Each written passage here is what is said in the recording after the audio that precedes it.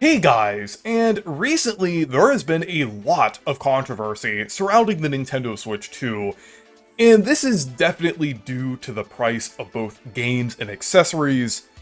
Things are just way too expensive.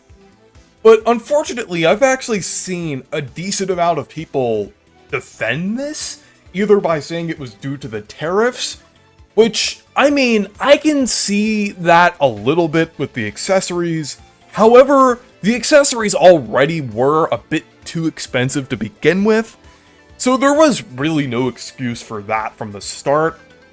And then there's also the fact that people are defending it by saying that these price increases are due to inflation, which I really disagree. I think it's kind of wrong to increase these prices like due to the inflation, because I think there's a lot of other factors going on in the economy right now that makes these price increases harmful despite inflation happening.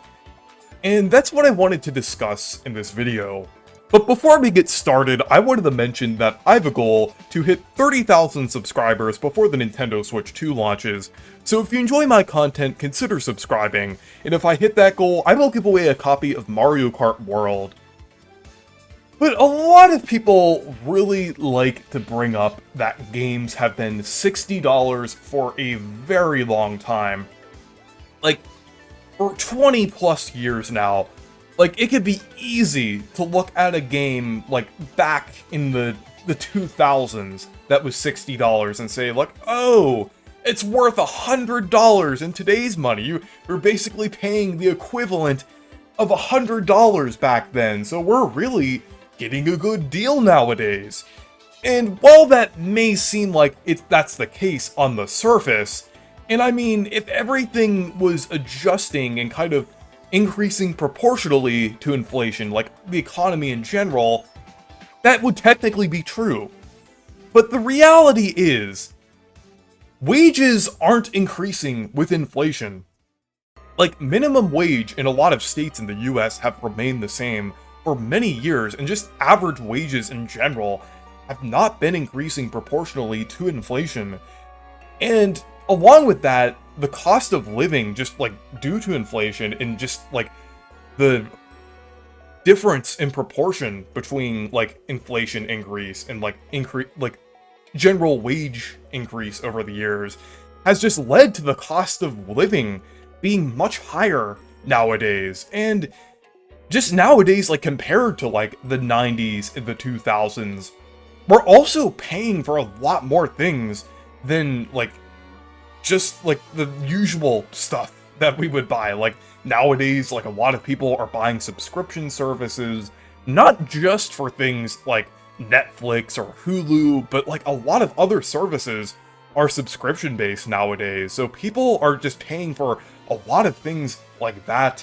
Not to mention that like there's all these insurance costs and different things and all that stuff that I don't want to get into, but just things are much more expensive for people nowadays because of the fact that wages aren't increasing proportionally to inflation. And that's what makes these price increases hurt for quite a lot of people. Like, paying for an $80 game now isn't like paying for a $60 game back in 2017, because that's technically the equivalent there, because people are basically getting the same wages that they were in 2017. So it really feels like a sharp increase here.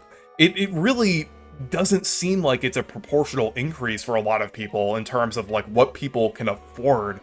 So I really don't think this price increase from Nintendo was justified at all.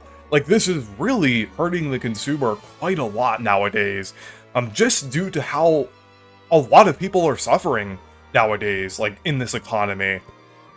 And another thing is the fact that over the years, like different consoles and console generations, they've always gotten price cuts, either in terms of the console or the games. Nintendo used to do Nintendo Selects over the years, or different variations of that for different consoles, where the games would basically permanently decrease in price to like $20 or less in some instances, or just a certain amount, like during a certain generation. So, like, a lot of games were available for cheaper. Like, you see all of those catalogs, like, from back in the 90s that people love to post whenever, like, some video game company, like Nintendo or any of the others, do something egregious with its pricing. Like, I always see these older millennials come in and post these, like, catalogs of games being, like, $100 and things like that.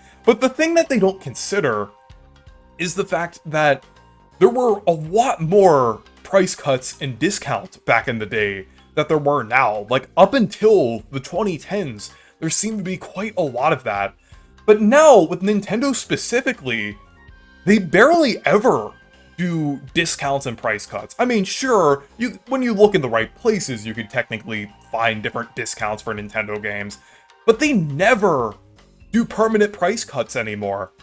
And you may think that the Switch 1 remaining $300 throughout its lifespan might be a good thing for the consumer, because now the Switch 1 is technically cheaper adjusted for inflation than it was in 2017, but at the same time, for the reasons that I mentioned before, that really isn't doing many favors for the consumer, because the Switch 1 remaining that price while a lot of other things are becoming more expensive and the cost of living is becoming more expensive, it really seems like it is remaining the same and not really a better value than it was in 2017.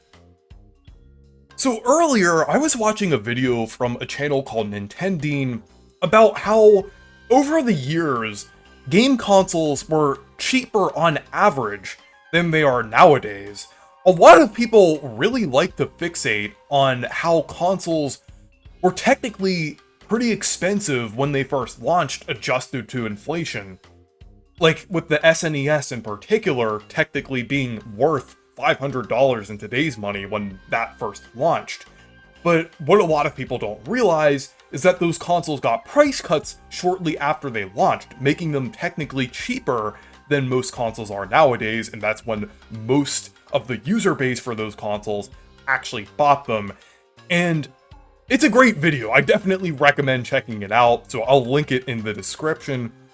But I think that is definitely a clear example of how, like, just inflation really shouldn't be a factor here. Things are still gonna be more expensive anyway, just like on top of what I was saying about how people are struggling with, like, just the difference between, like, wages remaining unchanged with inflation drastically increasing. It just, that in general just really doesn't justify these prices. And another thing is that some things are even, like, increasing more rapidly than inflation, like amiibo figures, for example. Like, back in 2014, you could buy an amiibo for $12, which adjusted for inflation is only $16 nowadays, which isn't too bad and was actually the price of amiibo figures throughout most of the Switch era. And I mean, that was definitely a steep price back in 2017 when they did get, like, an increase of a few dollars. But now that isn't too bad. But the thing is, amiibo prices are going up much more than that. Like, the Zelda amiibo figures, which are basically the same, at least quality-wise, as the ones that released back in 2023, are gonna be $30. And what makes it even worse is that some amiibo figures are gonna be $40, which is absolutely insane. Like, a single amiibo figure, not even a double pack like the Noah and Mio figures, which was already a little steep, just a single amiibo being $40, which is over double that $12 adjusted to inflation nowadays. So that just goes to show that some prices are even going beyond the justification for inflation there. Like, there is no reason at all why amiibo figures, or certain accessories in general, should be that expensive. It really isn't excusable at all. And it really just shows that sometimes Nintendo just wants to, like, overprice things. Just for the sake that they think that people will buy it anyway. And the thing is, people won't if it's too expensive. There is a certain point where not as many people will buy a certain product because it's way too expensive. Like, I feel like they will outprice a lot of their casual consumers for some things. Maybe not everything, and I don't think the Switch 2 will fail, though I do think it will underperform in certain aspects, especially for games like Mario Kart World and things. In this economy, people just aren't prepared to pay $80 for a single game. If it would be a different story, like I said, if wages were increasing proportionally to inflation, but that's not the reality. People just aren't prepared to pay these prices for games. And it was a good thing when games, like, kind of relatively stayed at $60 and game consoles relatively stayed around the same price for so long. It's like, that kind of worked out for a while, like for Nintendo and everything, even though occasionally there was a stinker like Mario Strikers Battle League that came out that barely had any content. The vast majority of games on the Switch were worth $60.